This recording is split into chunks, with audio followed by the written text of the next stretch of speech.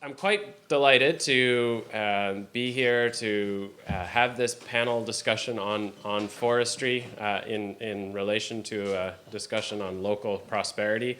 And really happy to have such great panelists here today. And just sort of by way of brief introduction, we have Kari Easthouse here from Harold Alexander from North Range Timber Products. He runs a sawmill and a contracting business. He works on private woodlots. Kari runs the Cape Breton Privateland Partnership up in Cape Breton and sort of supporting private woodlot owners in managing their properties. We have Glenn Bissix here from Acadia University, and he's going to share some of his research around value chains and values from forestry.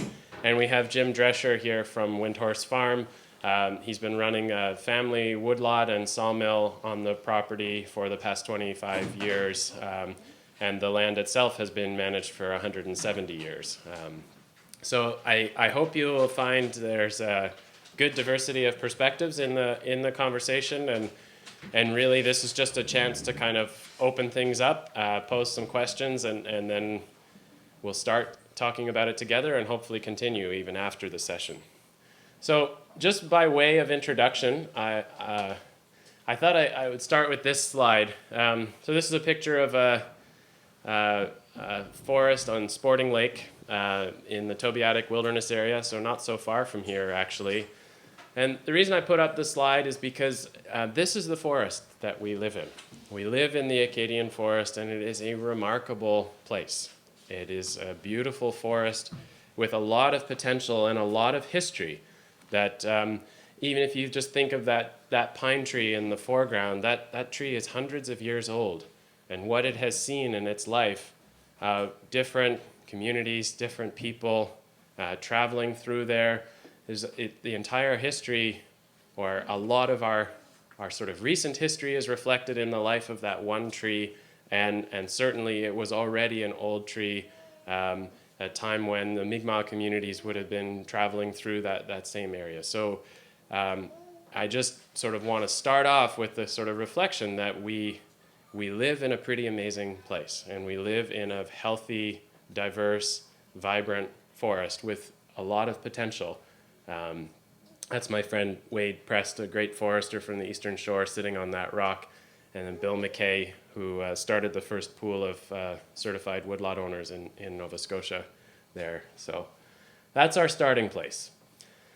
Part of the context for this conversation, it's just good to also reflect on the history of forestry in Nova Scotia. We've all kind of heard the stories of the olden days when our forests were used for shipbuilding, and you certainly could imagine that big pine in the last picture being quite amazing for a ship's mast, or that was really the sort of the beginnings of a forestry practice in Nova Scotia.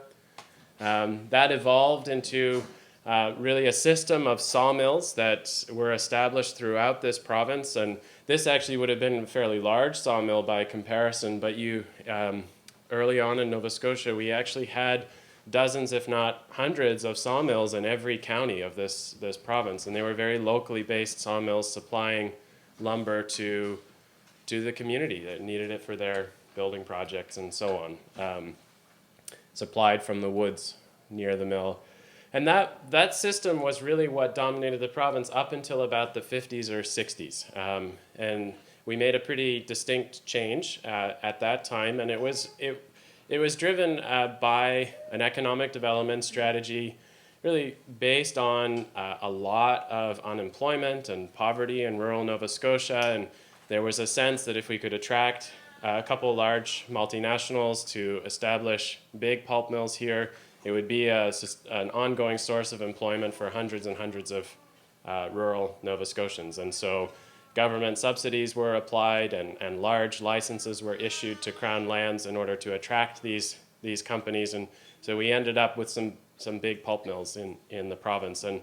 And really, it's just useful to know that was a deliberate decision, one based on a rationale at the time. And that decision has really driven forest policy in Nova Scotia for the past 50 years, has basically been in service of that strategy that was started then. So where we are today, though, is that strategy seems to be coming to an end.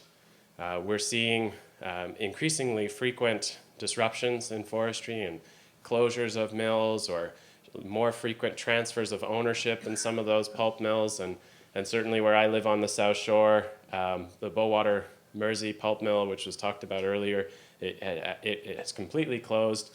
And so whatever we might think about that previous strategy, there are a lot of signs, including ongoing concerns around pollution with the mill in Pictou. There are a lot of signs that the previous strategy is kind of over. It's not working for us anymore, and we might have to develop a new strategy. So if we're going to develop a new strategy, it's useful to know what does our current forestry system look like? What is the context that we would be working in to make this change? So just some quick numbers here to put things in perspective. The annual harvest in Nova Scotia is about 4 million cubic meters per year. What that actually looks like is, imagine a logging truck going down the highway, about 125,000 of those logging trucks every year, or 300 loads per day. Interestingly, in 1980, our harvest was about half that, at about 2.4 million cubic meters. And today's forest policies are actually based on modeling and objectives that would like to see the harvest actually go up to 6.5 million cubic meters per year, so 3 times what it was in 1980.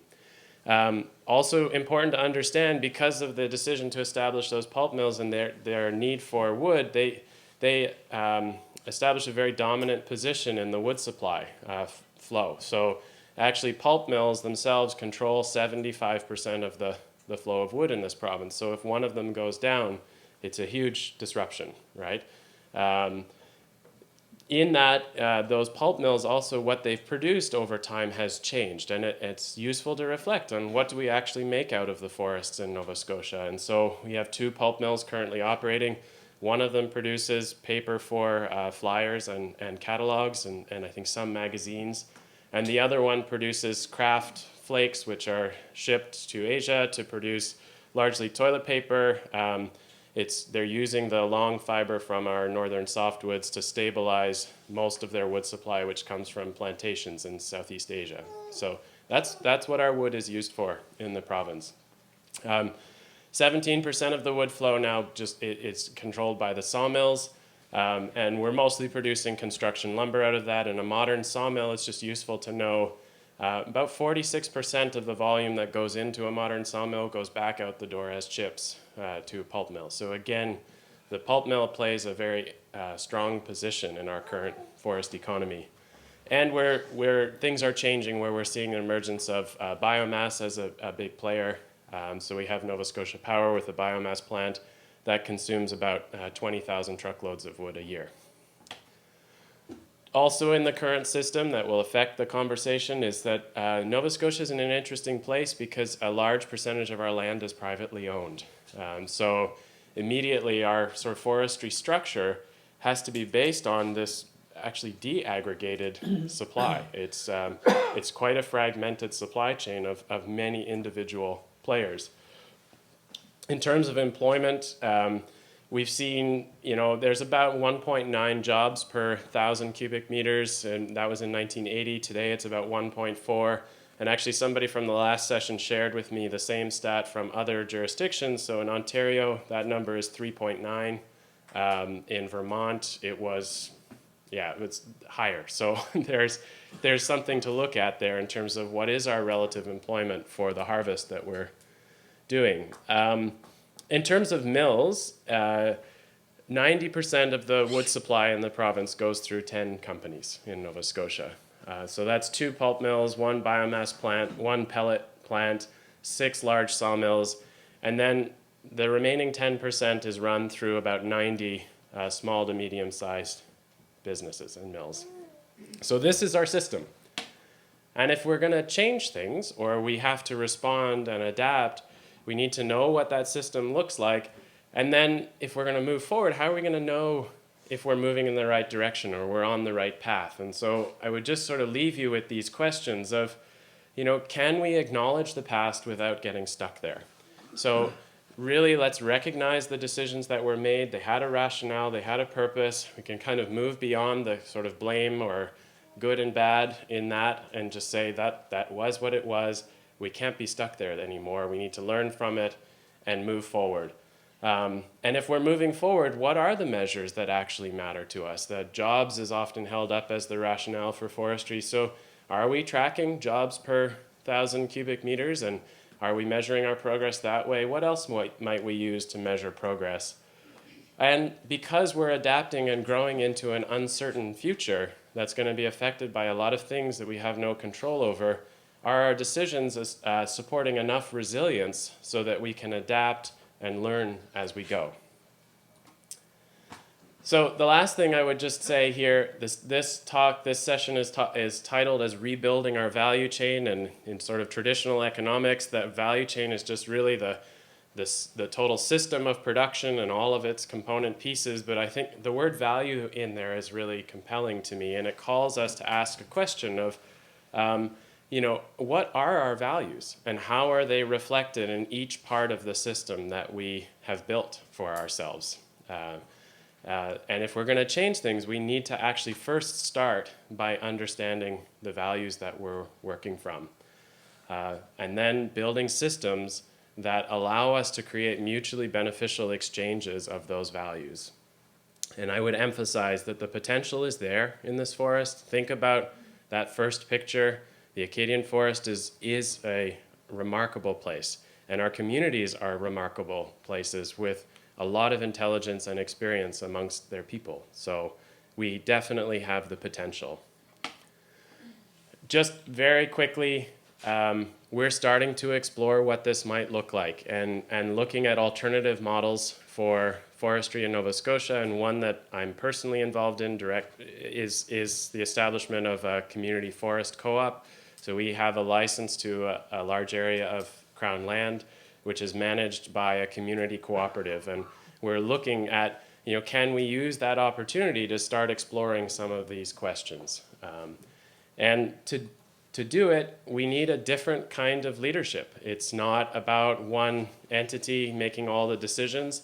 It actually requires us to talk with each other.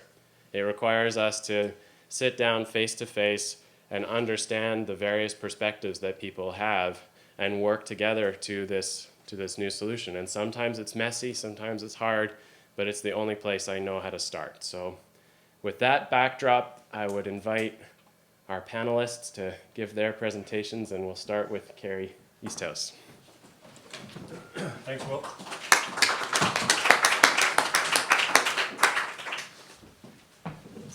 Hi, everybody. So, yeah, I'm Kari Easthouse. I'm with the Cape Breton Privateland Partnership, which is a new pilot project for woodlot owners in Cape Breton, and we'll talk a little bit about that. What I'm going to kind of drill right in on one very specific problem, and then talk about how one of the ways we're trying to address that on Cape Breton. So if you've sort of paid attention to forestry in Nova Scotia at all for the last couple of years, you'll probably run across this concept of the woodlot owner being disengaged in Nova Scotia. So over time, over probably the last, I guess it's maybe the last 10 years, and it seems to be accelerating, fewer and fewer woodlot owners are actively involved in managing their woodlots. Well, why is that a problem? The problem is that in Nova Scotia, as Will mentioned, the majority of our wood, and especially the majority of our good quality wood, and the majority of our good growing ground, is owned by some tens of thousands of small woodlot owners. If those woodlot owners aren't participating in the forest industry, aren't harvesting wood and doing silviculture and investing in the future, then the future of our forest industry as a whole becomes at jeopardy. And of course, that has huge the forest industry in Nova Scotia does play a huge role, and that has very significant implications. So there's a lot of hand-wringing and concerning and discussions about what we're going to do about this problem. So what happened, often you'll hear a lot of statistics about who does what and all that kind of stuff. Rather than do that, I wanted to give you a very specific and a very personal example of exactly what I think is happening. So Jan Easthouse, he arrived from Holland in 1952 and he bought a woodlot in the 60s. He happened to be my father. Beautiful Roberta, Cape Breton, which is probably one of maybe the second prettiest place in Cape Breton. He, like many others through those times, farmed in the summer and went to the woods in the winter. So many farmers did that. Almost, fishermen, farmers. A lot of the rural economy was based around this concept of going to the woods in the winter, right? And a significant portion of the family income came from that. He was dependent on that income to support the family. He did the work himself, with a horse and a tractor and a 1-ton truck, delivered pulp and firewood and so on, and times were good. Then he passed away and this other fella took over. And this other fella, Kari, he went off to university and got an education and got another job and a family, and all of a sudden he didn't have much time to do anything with the woodlot. He also had a full-time job and wasn't really dependent on the woodlot anymore for an income. So dealing with what needed to happen on the woodlot, the priority for that went way down. He suffered from someday syndrome, so someday I'm going to get at that, but that someday isn't today. Maybe next year. I can. Forests seem to be there forever. We can wait, right? If I don't do it today, it'll be around in a few years, and years go by and nothing happens.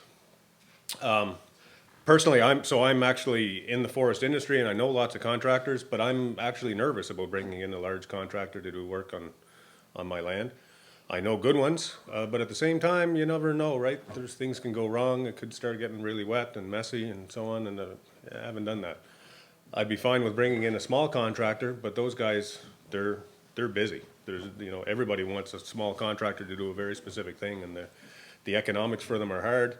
There's not very many of them, and those ones that are there are fully occupied. I know one guy in particular, he's got four years worth of work lined up in front of him already, So all in all, not much has been happening with that woodlot. And this scenario plays out thousands and thousands of times across the province, and what we end up with is an industry that's very much at risk if it doesn't become re-engaged over time. So if you're studied fire or chemistry, or you've probably heard of the fire triangle, and for a fire to exist or sustain itself, so any chemical reaction to sustain itself, not any fire I'm talking about, of course you need fuel and heat and oxygen. As far as I think a vigorous and healthy private woodlot industry goes, there's three main things that are required. You need fiber, you need wood, you need good quality wood to be there. You need healthy markets, someplace that you can sell it and make money doing so, and the contractors to do it. And you need motivation. You need woodlot owners who are interested in participating in that market. The available wood piece, personally, I think that's not the issue. I'm more familiar with eastern Nova Scotia. I have a bit of understanding that western is similar in that on private land, there is some good wood, and that there's a fair bit of it that's out there. Central, it's a little bit iffy how much is available there, but at least in eastern and western Nova Scotia, available wood really isn't the issue. Healthy markets, that can be a problem. Really, there's only a few players in the province. We don't have a big diversified industry the way that they do in some other places, like Southern Ontario and Maine and a few places like that, where there's a lot of different niche market opportunities. That today in Nova Scotia doesn't really exist. The big missing piece, though, part of it is this motivation. So, woodlot owners being motivated and incensed and active and working on it. A lot of the problems today, some of the problems are around confidence. So as a woodlot owner today, most of them that are out there haven't been involved in the forest industry before, and it can be pretty intimidating to bring in huge machinery onto your land, doing things.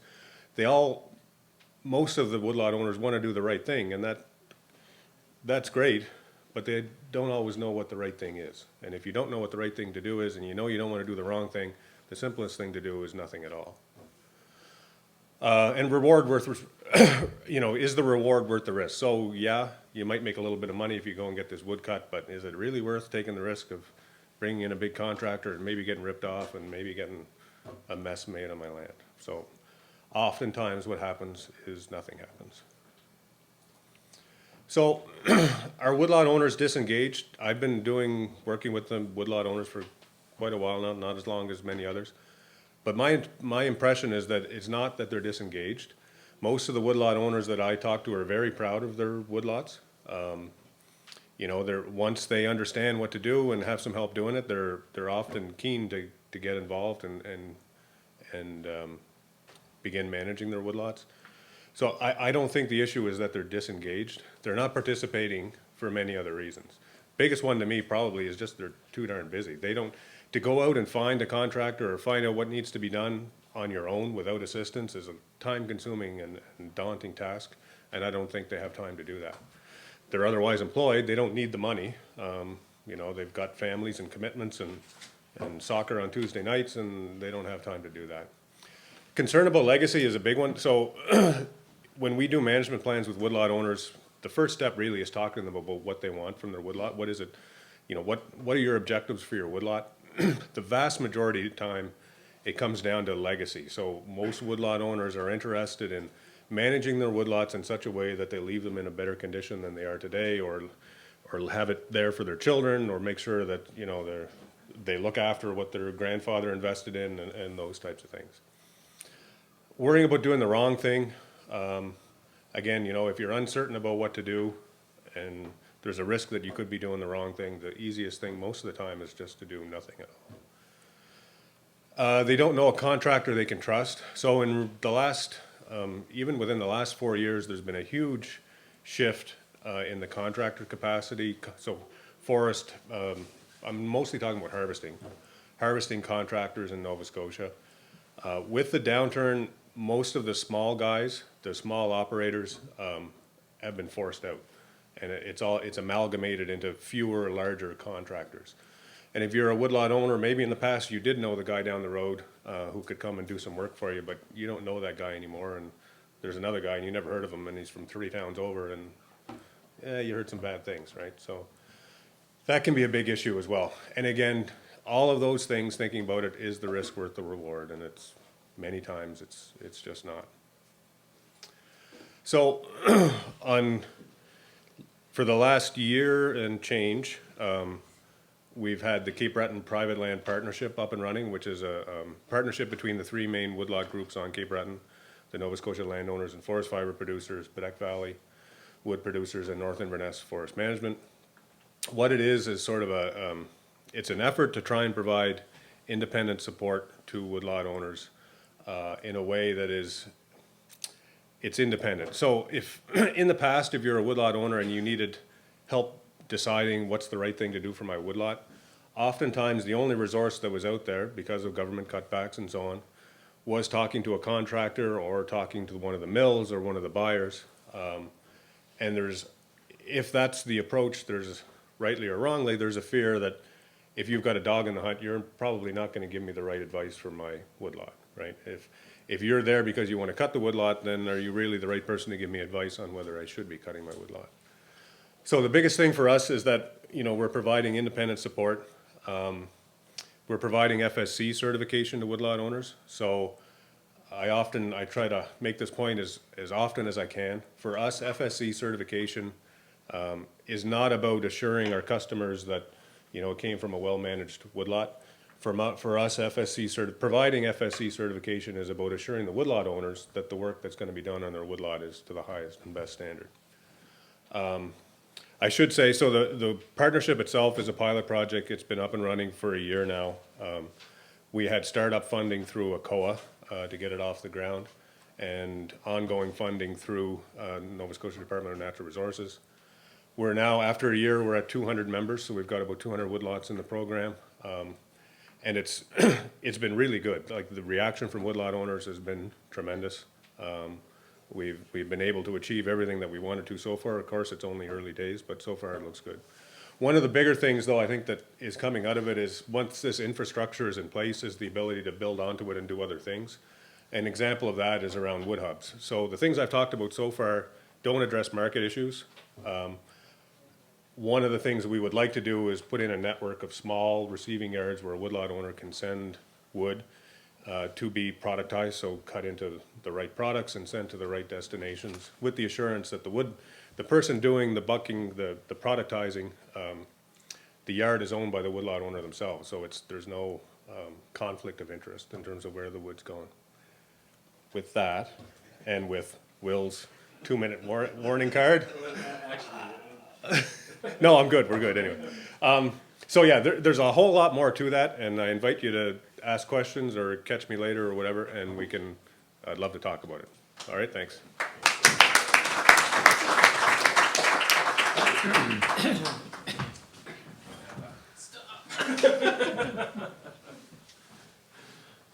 Harold Alexander. Wrong one. Wrong one. Sorry. Sorry. I can't talk to that one. Harold, no. No track. There's no track. It's been a fun challenge if I don't we see- give each other's presentations. Wouldn't it I- be great? Yeah. It would be really interesting. I don't see. I'm not doing Jim. I don't see anybody killing trees in your slides. People ask me what I do. I tell them I kill trees for a living. An old friend of mine who was a sawmill owner, he told me that, so I'm just passing it on. Anyway, but we all do use toilet paper, so don't be too cynical. This is my hobby mill in North Range. It would be very hard to start that business from scratch in today's economy. But anyway, that's not the biggest focus of my presentation. It takes 3 or 4 of us to run it, 8, 9 months of the year. It's our planer mill. We make high quality, grade stamp construction lumber out of mostly red spruce. Some of the high value logs are high grade logs that come to our mill. Some of these would be plywood quality stuff, but we don't have any plywood mills anywhere near us, so it goes through the sawmill. That's our chip and sawdust storage shed and sometimes maintenance shed, 40 by 100. That's our harvesting tractor. It's a big 4-wheel drive tractor. And it's really the lowest cost harvester that you can get into if you want to mechanically cut trees. And the reason we decided 10 years ago to mechanically cut trees instead of using a chainsaw is it's very much safer and it gives our guys a real job, Monday to Friday, just like everybody else. And they don't have to worry about whether it's snowing or raining or whatever. It's our second tractor used for forwarding. So the previous one cuts the trees. Probably 90% of the trees are still some of the bigger trees that have to be cut with a chainsaw because our machine is quite small. 6 months of the year, we do a lot of what we call commercial thinning work. And the products that we produce in here are some studwood and a lot of biomass. And I'm a big fan of biomass, unlike the Ecology Action Center. This is just a sample woodlot. We manage probably 20 woodlots for people. I'm a forester by trade. My partner's a forest technician. And we offer those services to these people. The guys who own this woodlot live in Quebec. And we basically, they say, you do whatever you think needs to be done. So we manage it like it was our own. And we send them a check once a year for stumpage, which is, for anybody who doesn't know, that's a percentage of the roadside value of the wood. So this is a summary of the activities on this lot in the last 15 years, where it's been intensively managed by us. This woodlot, I'm familiar with it for 35 years when I wrote a management plan way back then. But it's been very intensively managed by North Range Forest Products for the last 15 years. It's about 80 acres of productive forest. And the stumpage we paid them in that 15-year period is $70,000. The yearly, and we paid them stumpage 11 out of the 15 years. Okay, so we're on the land almost every year. Yearly average, almost $5,000 a year, and the owner expenses were a little bit for boundary line maintenance and road repairs. And the standing timber today is roughly about 2,000 cord. You see 1,900 cords equivalent there. And a lot of that is saw logs and studwood. And I estimate the value, standing value, would $80,000. So it's still a $100,000 woodlot when you factor in the value of the land. This is some pictures that show you what this woodlot looks like, and I'll go through it quickly. There's a little bit of everything there.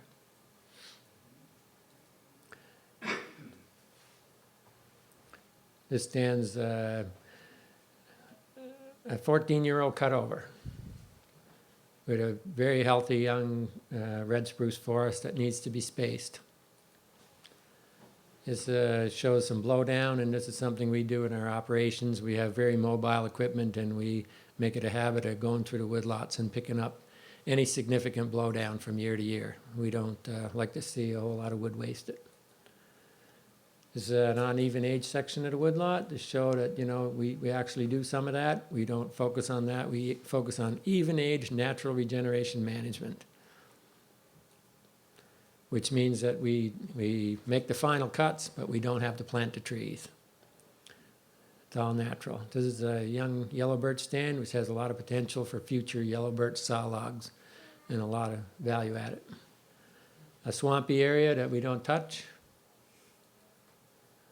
We leave special wildlife features on the woodlot when we're working in there. There's an old snag, good for woodpeckers and stuff, and there was one there when we went through and took some pictures. I don't know why he was up in the top of a yellow birch picking away when I left that out of the tree for him. But anyway, some deer tracks, and we find in our operations, especially this winter where the snow was deep, the deer were following our machines around, you know, for food. And they love walking into tractor tracks when the snow is very deep. So there's an adjacent woodlot that hasn't had a piece of wood cut on it since we've been working on next door in 36 years. Not adding any value to the economy, and not going to be a very nice place to work if it gets any worse than it is now. A lot of dead and dying stuff. So I just wanted to take a few minutes to compare what's happening in Nova Scotia to what happens in Finland. They're probably the most, if not the most progressive, one of the most progressive forestry nations in the world.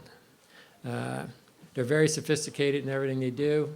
Their forests are well managed because they hold the focus of the whole nation, every single individual, is how important our forests are, not only for forest products and jobs and all that stuff, but for recreation and all those other things.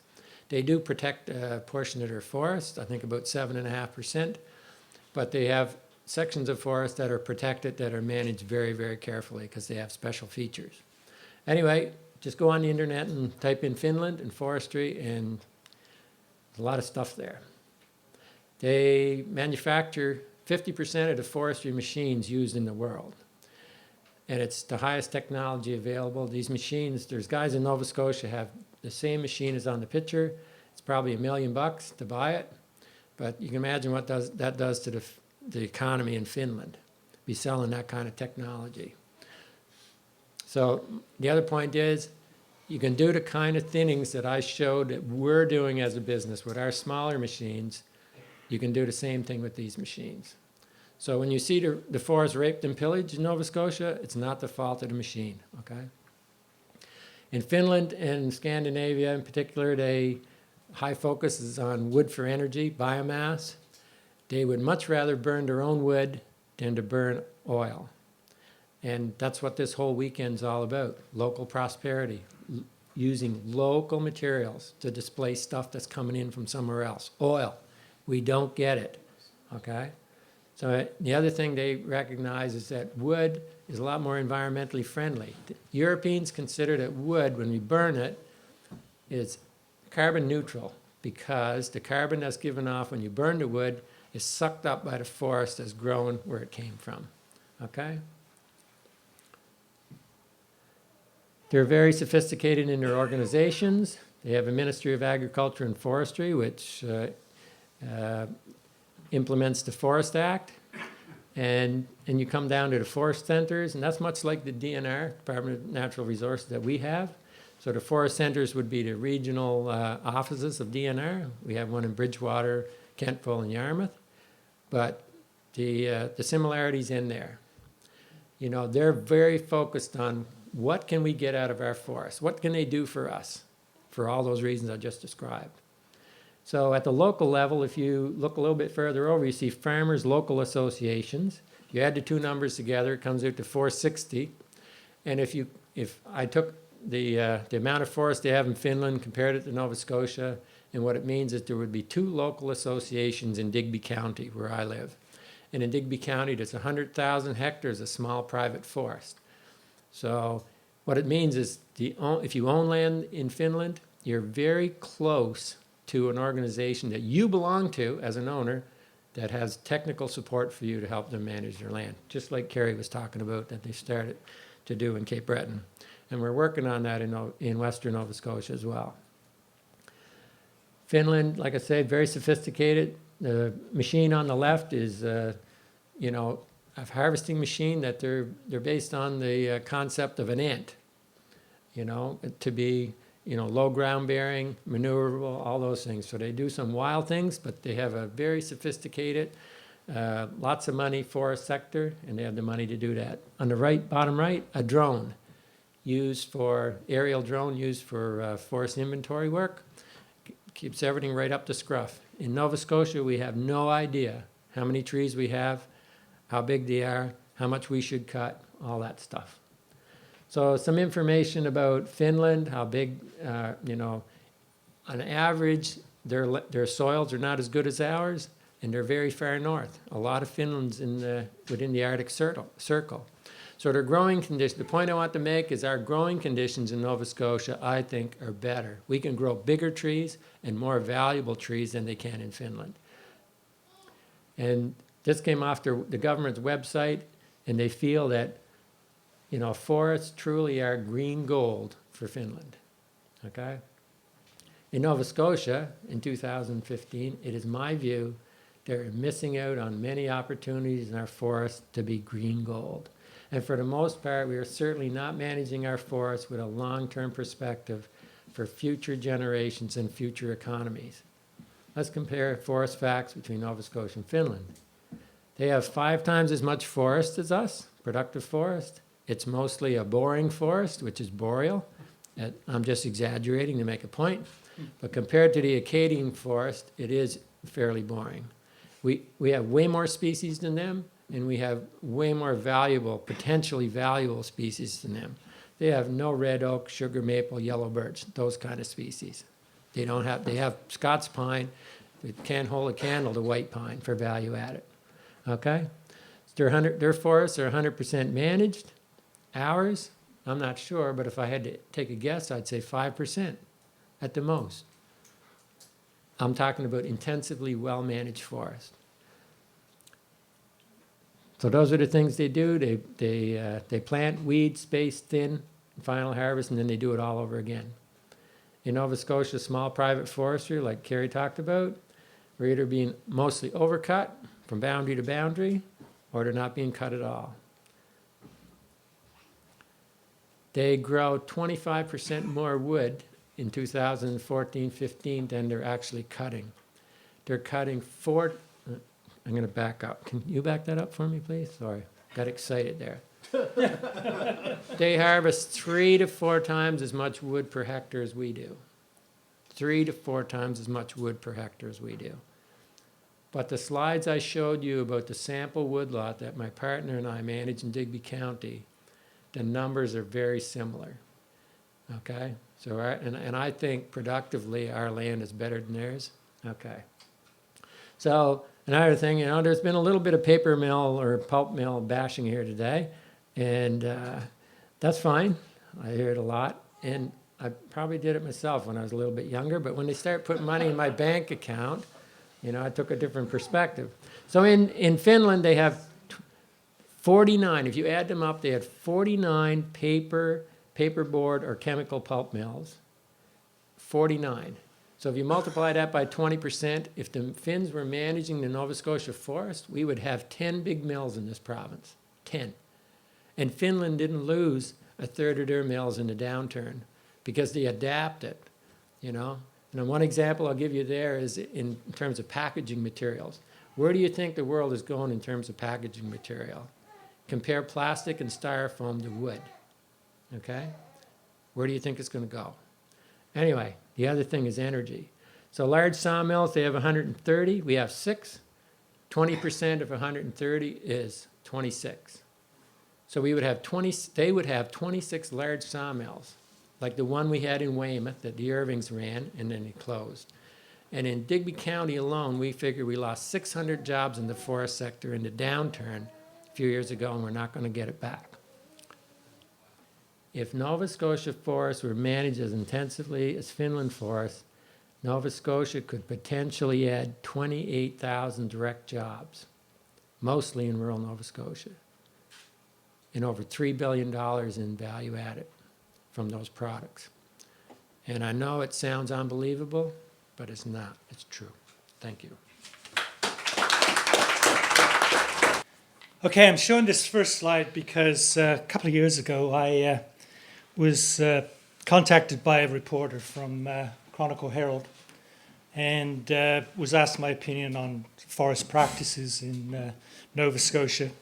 And I got dissed really badly by someone who wrote a letter to the editor saying, why's this guy who's into outdoor recreation telling us how to manage our forests? So let me just tell you this, that I've spent a lot of time, not recently, but I did spend a lot of time analysing forest conservation policy in Nova Scotia. So that's really some of the focus of what I'm going to be talking about today. So I think it's very important to understand that people have in Nova Scotia very different visions of what the forest is and what the forest should look like. If you're running a pulp mill, this is a picture of the Stora mill for 20 odd years ago, you're looking at a very different way of thinking about the forest if you're trying to supply that particular pulp mill on a continuous basis to supply wood fibre to that pulp mill. If you're looking at the top left, you have a very different view of what the forest value should be. So the question is there a common ground, a common vision that we can all buy into, or most of us can buy into for the future? And if I go back to 2009 to voluntary planning and our common ground paper, they wrote across Nova Scotia, a resounding call for change has been voiced. Current natural resource practices, and they weren't just talking about forestry, for all uses and all users are not sustainable. And I don't think things have got any better so far. So a few questions that I came up with were, how can we get from where we've been in forestry to where we want to go? Do we really know where we are at present so that we can begin to carve a pathway forward to where we want to be? And I have to thank Will for his presentation because I know a little bit more about where we are today than I did yesterday about the forest industry. So if we go back to the past and somewhat of the present, just to give you some idea, we're talking about a very diverse ownership and management in Nova Scotia. It is very, very different than most other provinces in Canada. The picture on the left shows land ownership. And if you look at the greens and the light greens, that's private ownership, which is about, 70% of the forest of Nova Scotia is privately owned. If you look at the picture on the right, this represents what the market system for major forest products looked like about 20 or so years ago. And this map was developed by Peter Clancy from St. Francis Xavier University, political scientist.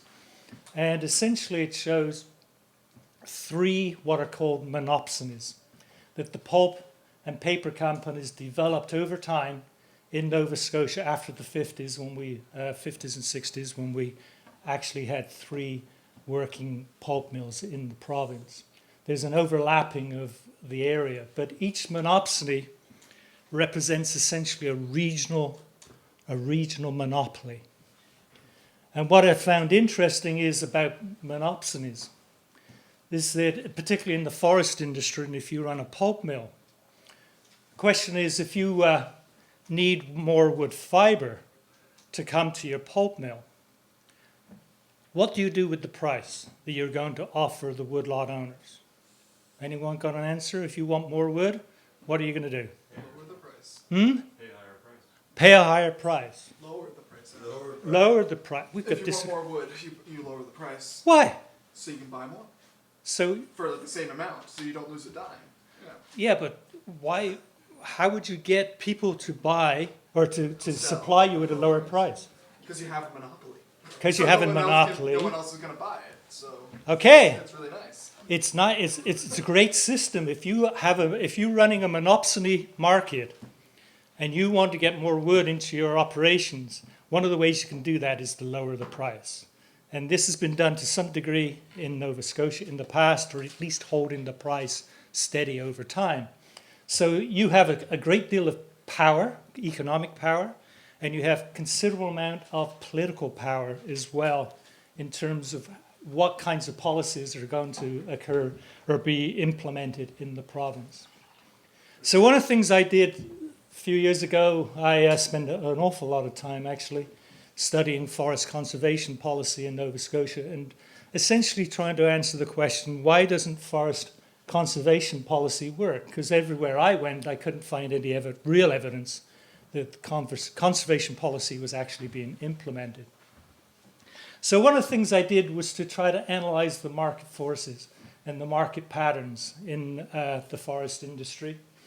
And if you look at the left-hand diagram, you see at the top, you can't read it terribly well, but it shows you in rough kind, what the land ownership is. So about a quarter of the land is about managed or owned by the Crown, the government, about a quarter by large owners, and then about half was about small woodlot owners. And there are about 30,000 small woodlot owners in this province, and about 50,000 small woodlots. So one of the questions I pondered was why, if you only have 3 pulp mills and you have 30,000 woodlot owners, why is it the woodlot owners have so little political power in Nova Scotia?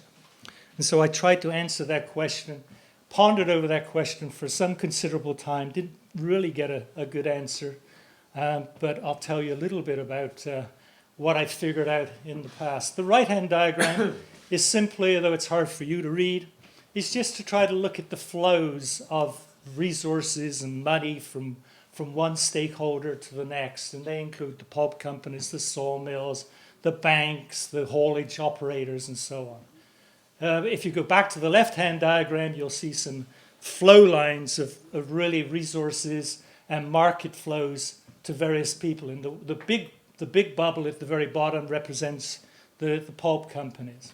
And it seemed to me when I analyzed what the forest market looked like, forestry market looked like, it looked like almost all the resources flowed through the pulp companies. And so they were able to exert considerable amount of economic power as well as political power in the forest industry. And I'm not one who subscribes to the fact that I thought that that's a good idea. So I have a big question mark here is, I think an important question to ask now, because the forest industry has changed over the last 10, 15, 20 years, is what does the market look like now? Because if we're thinking about how we're going to try to change it for the future, we really do need to think about in some detail and build on this sort of analysis that Will made just now about what the forest industry is like and what is the market pattern and how might we intervene and change it for the better of all Nova Scotians. So, one of the other questions I have is, can Ma and Pa outfits, I've just been given the 2-minute warning, so I have to go talk faster. Can Ma and Pa outfits really replace the multinational pulp and paper economy?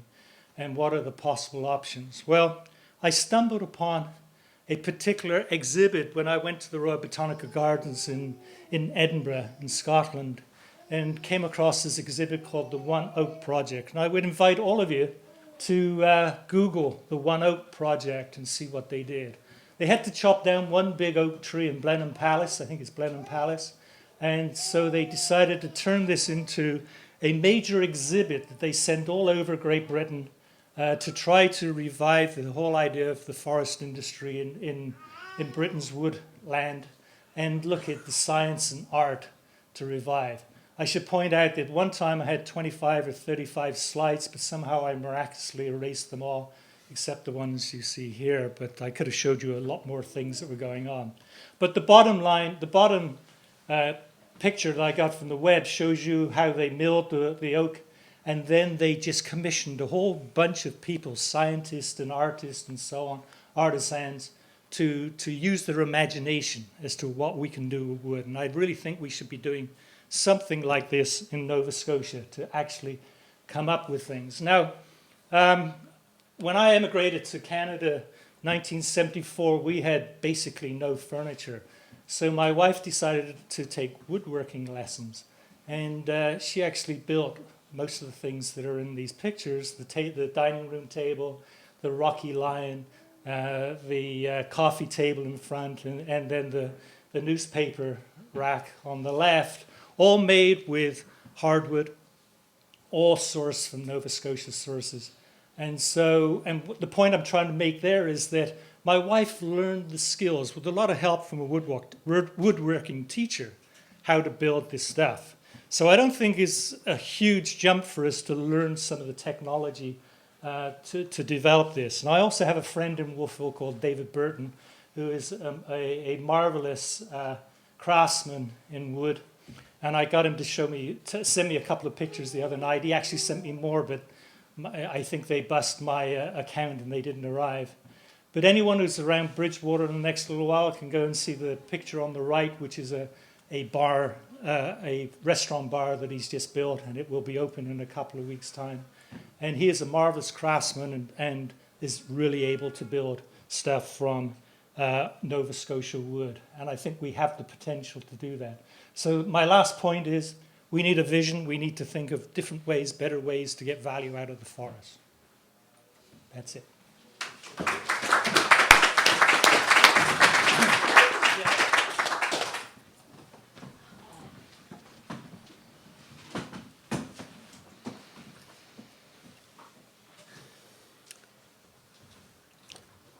So we've heard a lot of ideas already today, and I guess maybe it's maybe I could say that every idea you've heard is just a thought. It's just an idea, and there are lots of other ideas that are different from each one of those. So perhaps the most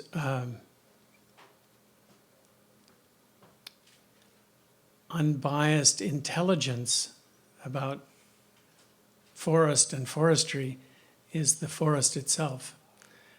So I might suggest that in conversation with the natural forest, we can really learn a lot. I'm Jim Drescher. I'm from Windhorse Farm. I've been there. My wife and I moved there 25 years ago. Windhorse Farm is actually 175 years old. It's the longest standing demonstration of sustainable forestry in Canada. It's been logged almost every year for 175 years. We have a wood shop. We make furniture. We make components for musical instruments, flooring. And so this is a picture of Windhorse Farm. I have two slides in my presentation. They were both taken by Kent Martin. This one doesn't have any people in it. So I'd like to do something a little bit different. So I'd like each of you to just take a good solid seat in your chair with your feet flat on the ground, sitting up in a completely relaxed and wakeful way. Just let yourself be right here in this room now. You might take a deep breath and just relax.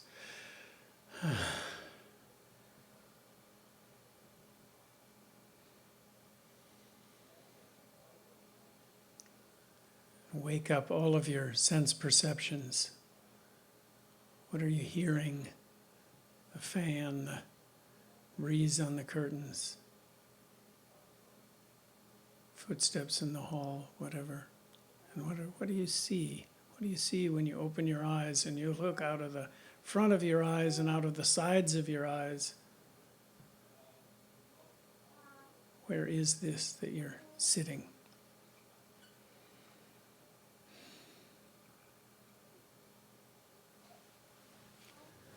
So now close your eyes and imagine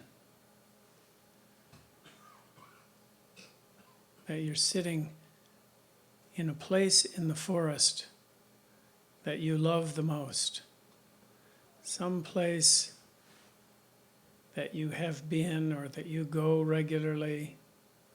Go and sit in that place right now. Just sit there, walk around a little bit, lie down in the moss.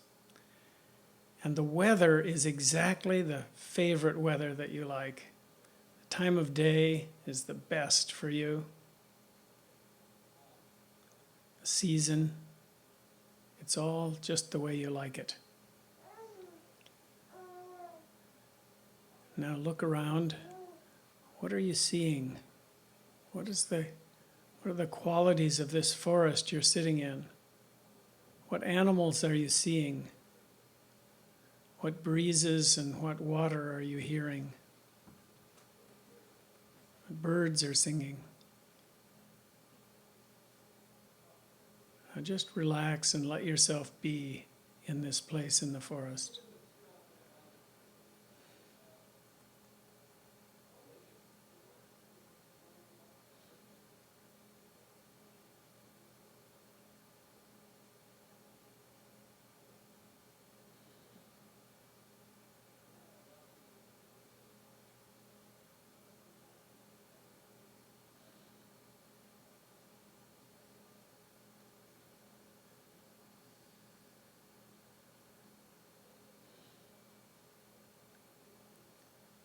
Now, without opening your eyes, just invite someone you love to come to this place in the forest with you.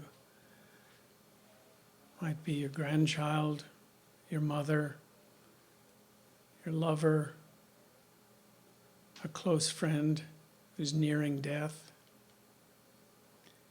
Invite this person to come and sit down with you in the forest.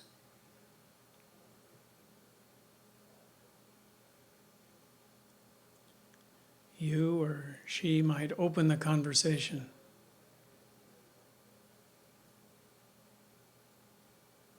Might laugh together or sing.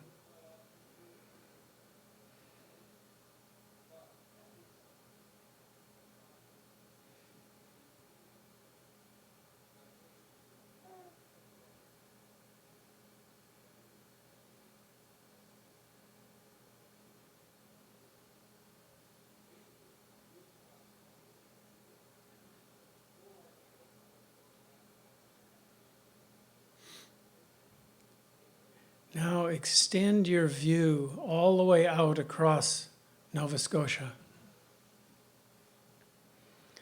See the forest and the communities in the forest all across the province, all across the region. Imagine that forest and those communities are exactly the way you would most like them to be.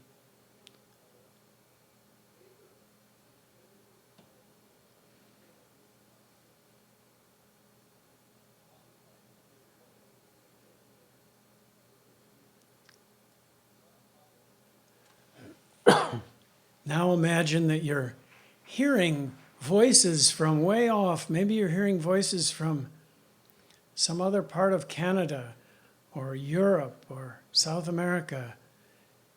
And people are saying, have you been to Nova Scotia? Have you seen what the forests and the communities are like there? It's amazing. The communities are thriving and the forests are healthy. The water is clean. The air is fresh. How do they do that?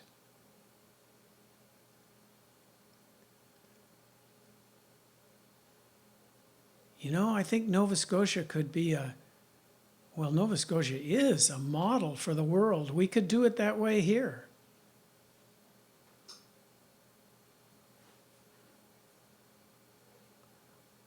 Wonder how they did it.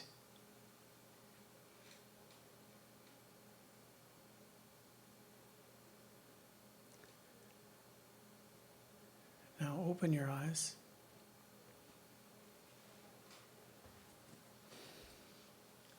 Take another deep breath, out breath. Just relax.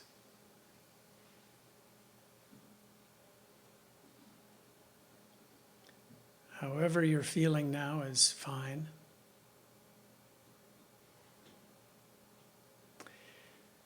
So now I'd like you to turn to someone that's near you and share some aspect of what your vision is for this Nova Scotia forest and these Nova Scotia communities. Just have a little conversation with someone.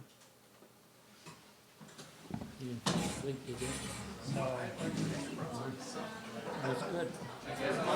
So Harry, are you familiar with pollock? I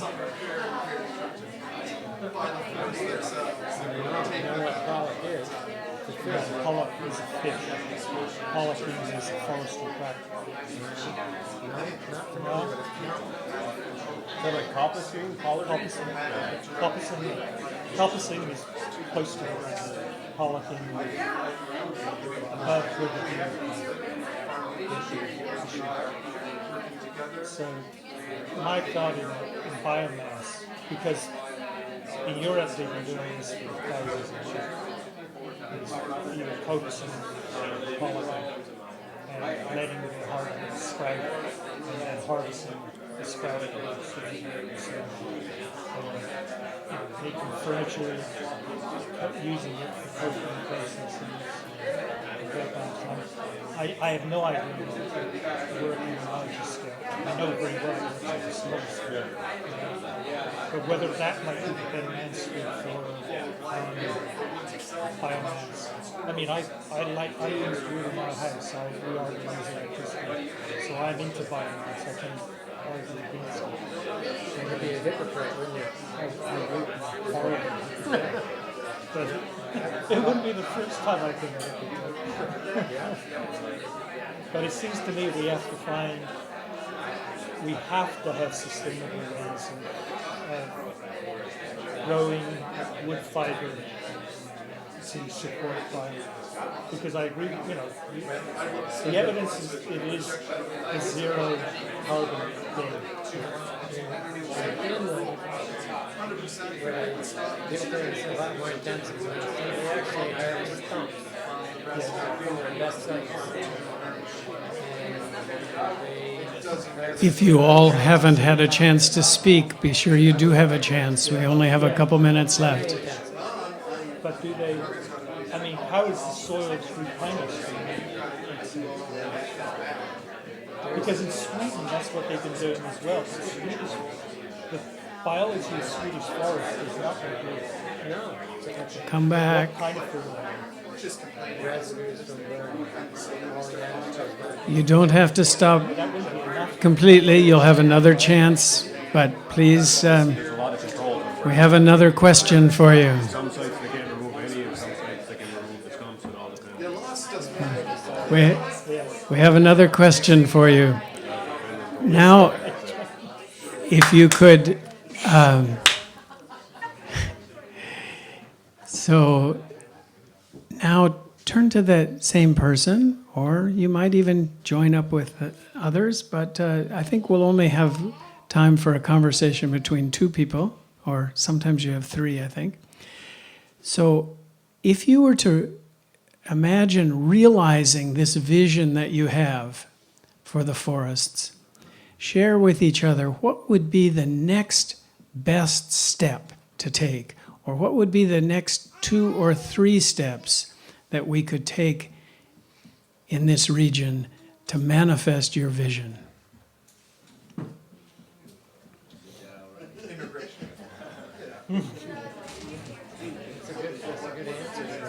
Why don't we learn more? So in your case, you manage a woodlot, dump it up, right? And so to me that makes more sense from a woodlot owner's point of view. I would rather do that because If you trust me. if you trust me, but you develop a relationship, and if you're not the guy doing the harvesting, if you're doing the harvesting and the silviculture and you're coming back in 10 years, you're going to be a lot more careful about what you do. And if you're only focused on getting the trees, right?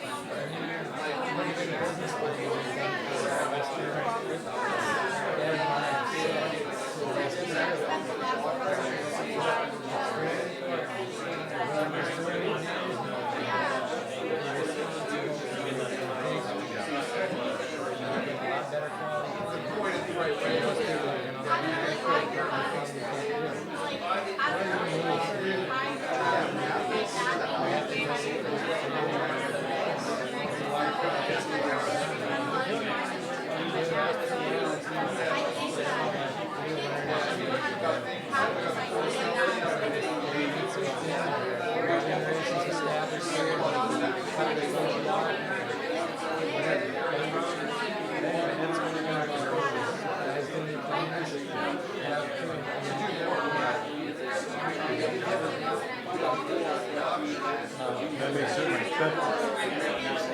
The system that we have, that's what I agree with you, but we don't have the people that can do that.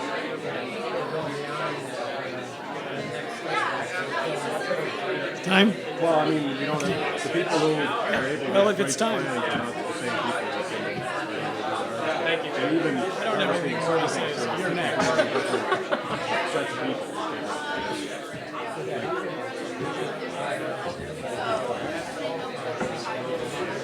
Well, so we got the conversation going. All right. Now they're wearing medicines to talk. I might bring everyone back now.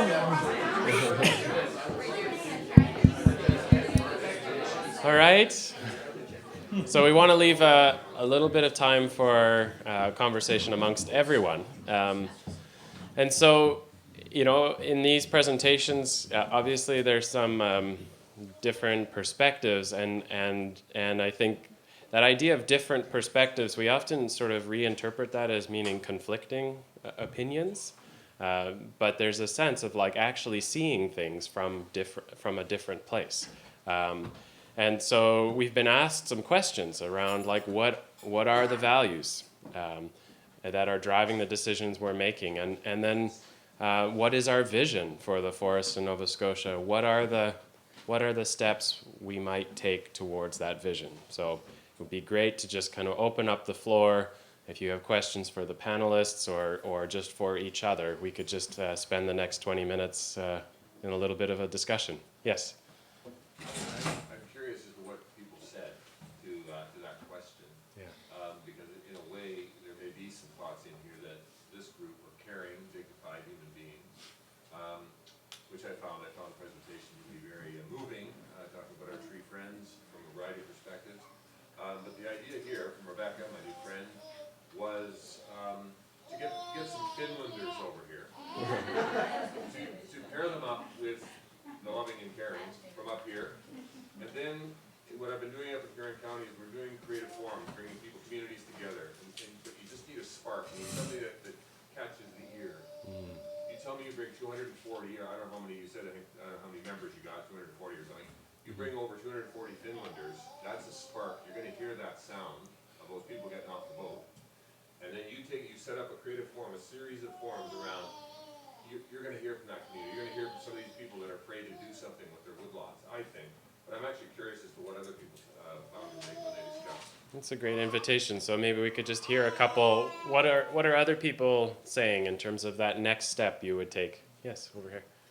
Well, I'm one of those landowners. I have roughly 25 acres of forested land that I bought 25 years ago, and I go for a walk on it once in a while.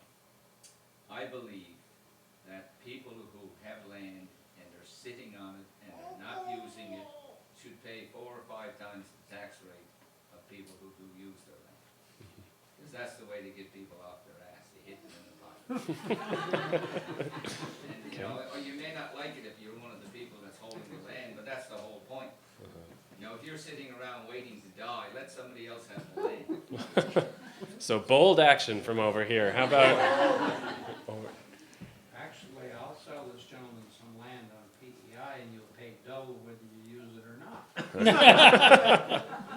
That's law over there. If you don't live in the province, you pay double. But seriously, I have a woodlot, like many of us do, and I listen with interest to the bit about the good contractors and the not so good contractors. And I don't know whether it's because, we're not quite a 1,000,000 acre farm, we're only 900,000, we've got a little bit of woodland too, you see. But we have a definite shortage of what I would consider to be reputable contractors.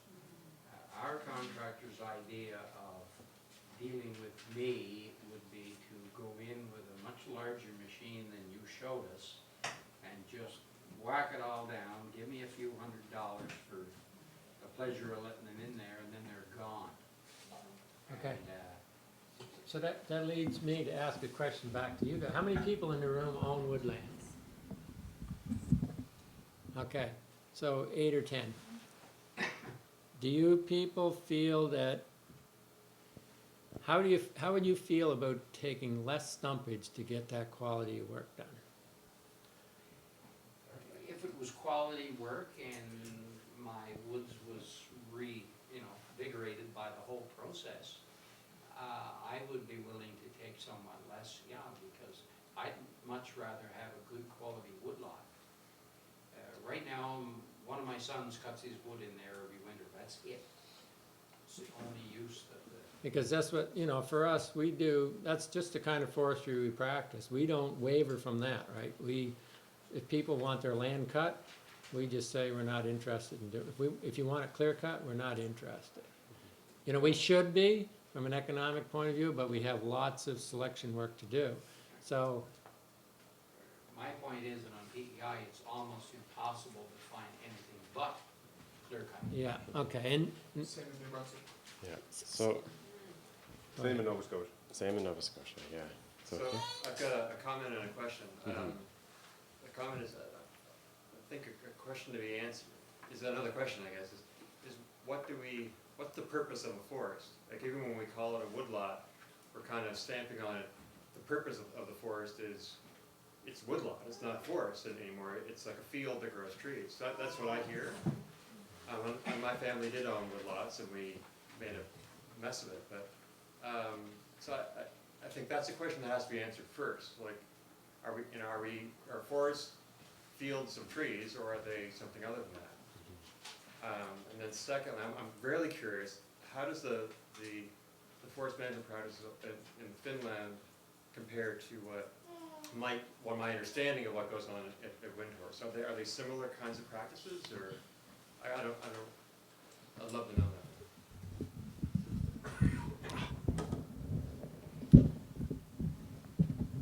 I haven't been to Finland, but my understanding of that is that they're actually very different. They're very different in view and somewhat different in practice and somewhat different in result. And the difference in the view is that primarily in Finland, the view is that these forests are for the purpose of economic activity. The view of forestry at Windhorse Farm is that the forest itself is the primary product, and anything that comes out of the forest is a byproduct. That may seem like a subtle difference in view, but that means that everything we do is based on what is best for the forest. So when we talk about wealth, we're asking the question, what is wealth to a forest? When we're talking about health, we're talking about the capacity of a forest to host an abundance and diversity of life. So this is all in the vision or the view. So that's before we ever get to talking about products. So anything we're going to talk about taking out of the forest is a byproduct of what we're really doing, which is managing for total ecological diversity.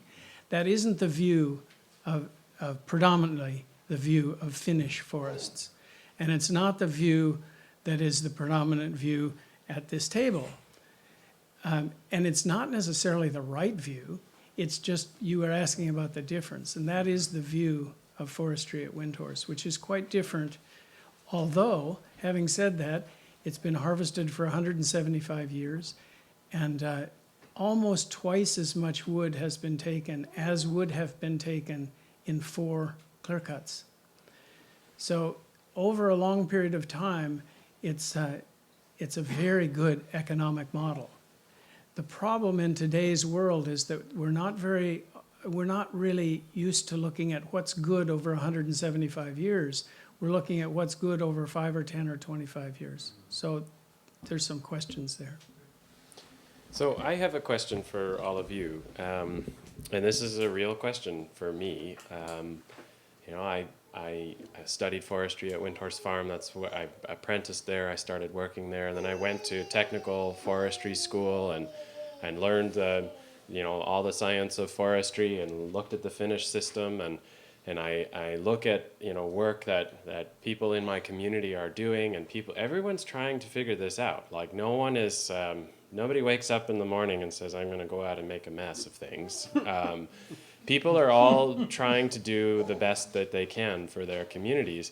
And it seems that we have this sort of confusion or difficulty in sort of figuring out what is our vision for forestry and how that relates to our vision for communities in Nova Scotia. And I really want to know what's actually useful. How do we work with each other to make some decisions here? Because the choice of not making decisions or just letting things kind of go along as they have been, the impacts are getting more and more severe, right? Like, we put up slides and we're sort of casual about it, but there's some pretty serious issues out there. And at the same time, there's some pretty amazing potential out there. And so what's actually useful to all of you as a community to establish a view and a vision that we can share and be part of? Yes.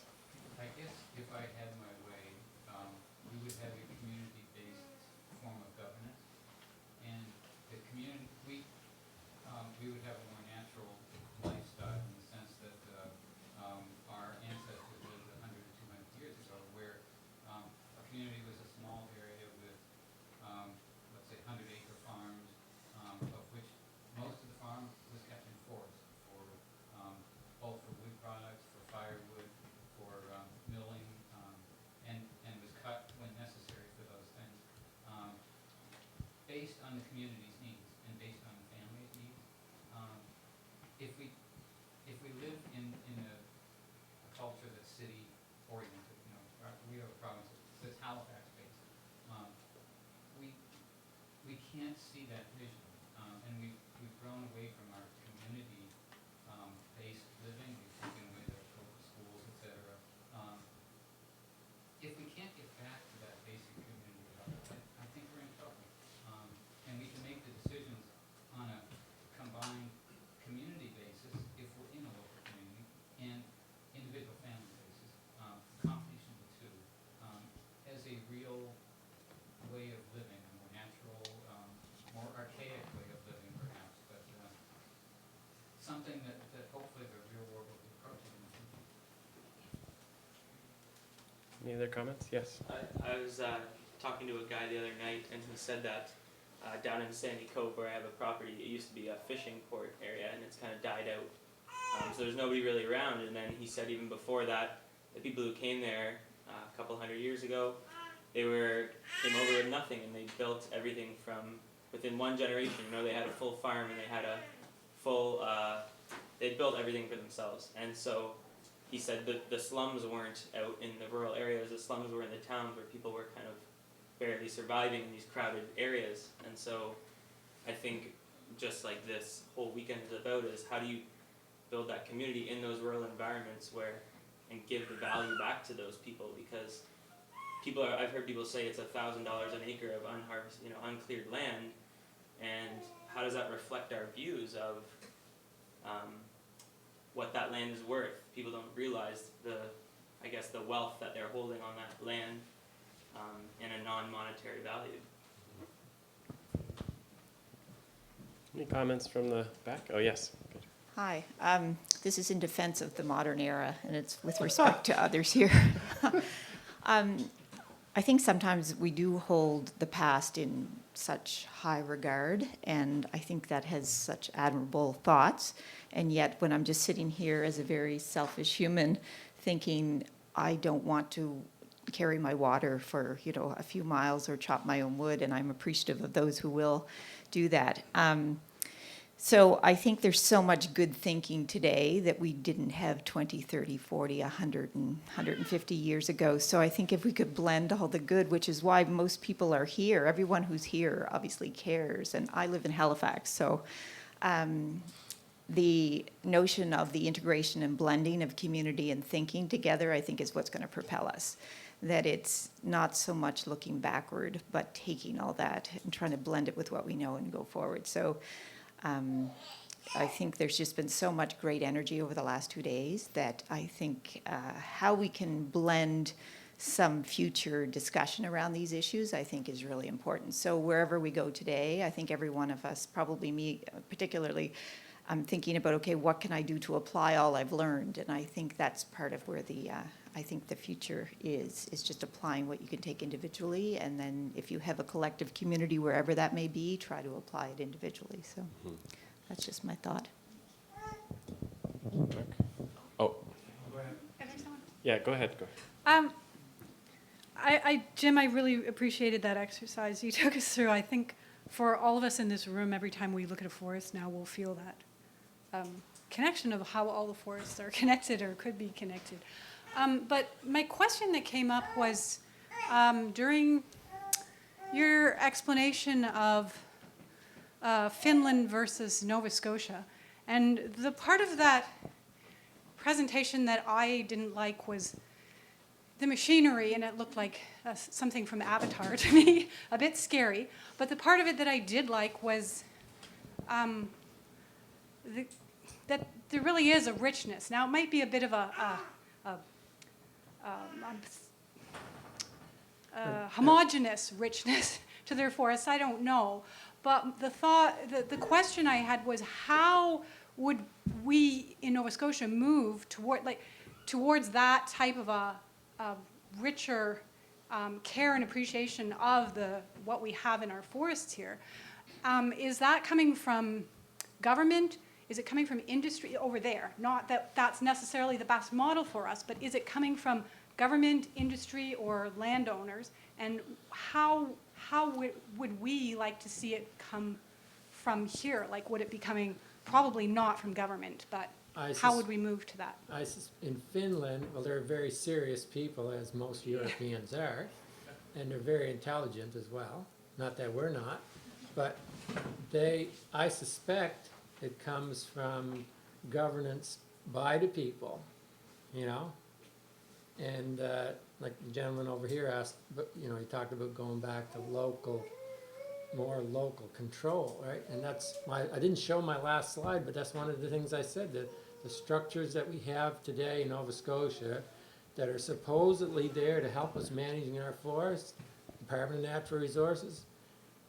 I mean, in my mind, and I don't know if there's any forestry people in the room, but the Premier could have got rid of the Department of Natural Resources yesterday as well, and it wouldn't have bothered my time one little bit. They're not having, one of the only positive impacts I see them having on Nova Scotia forests are the provincial parks that they're responsible for, and they keep them nice and clean and the grass mowed. But as far as the forests go, they're doing a very poor job with the land that we all own, our crown lands, and they're having almost no impact whatsoever on small private forests. But you compare that to Finland, where every woodlot owner is connected to a local organization, that's connected to a regional organization, that's connected to a countrywide organization. Like I said earlier, some of the woodlot organizations in Finland and Sweden, they own a huge amount of the biggest forest products companies in the country. So they own the industry. And so, some people say, oh, socialist, and I say it works. What we have is not working. We're just losing, and I get it that some people don't want to cut down trees in every single hectare of forest, But what I say to people and kids when I talk to them in the school, you use toilet paper. You live in a wooden house. Do you heat your house with wood? Are you sitting on a wooden chair? And wood is incredible, the amount, and like I said, we're going to use a lot more wood in the new environment and a new economy. It's a lot more friendly than oil and steel and concrete, right? In Scandinavia, just want to make one last point, they're building high-rise buildings out of wood right now that are 15 stories high. In Canada, we just changed the laws to go to 6 stories with wood construction. So it's going to have a huge impact on the demand for wood and the opportunities to grow wood to make money for our local communities. That's what I'm here for, local economic development. So we're just about out of time, but Mark's been waiting patiently, so I'll get your last question. I have 2 minutes, do I? Yeah. That's an interesting comment about DNR. So I work at the Ecology Action Centre, and we're very involved in all these debates about the future of our forest and the fishery. And I actually spent some time working in the fishing industry, and it's a very similar story there. And even though I'm an environmentalist, I guess, you know, the unrealized potential, which the gentleman there alluded to when he talked about Finland, the unrealized economic potential that we're not seeing from our forests is almost as disturbing as the ecological damage we're doing. And, you know, people say, look at Scandinavia, and I do, but at the same time, they've got something on the social side that we just don't seem to have. But to answer Jim's question, you know, maybe more dialogue, maybe that's been said too often, but dialogue and exchange between all the players will yield some results. And Will, I think that's something you're perhaps involved in, is trying to get people together with what are often seen as very disparate points of view and see where the common ground is. Mm-hmm. Thanks. So we have run out of time. So maybe what I would just say kind of as concluding remarks is, you know, this is a very, very short period of time. I mean, this session, but even this weekend as a whole. And all it really has the opportunity to do is pose some questions and hopefully allow us to meet some people. And I just really hope that these conversations continue. And I think there's incredible opportunity actually to apply very innovative thinking to very local, natural issues. So it's not about going backwards or in either regard. It's not about re-entrenching the decisions or the path we took in the 50s and 60s, and it's not about trying to reestablish what we had at the turn of the century. There's some emergent future that none of us can see yet, and it's probably some amalgam of the best ideas that are coming up in the room and from the panel. And so how can we innovate together to cultivate those ideas and learn from each other and learn from the best that we have in our communities and remember the best that we have in our forests? So it's really an invitation, and I hope I'll see you all again, and we'll be downstairs at the topic table, but there's lots of conversation to have going forward. So thank you all very much for attending.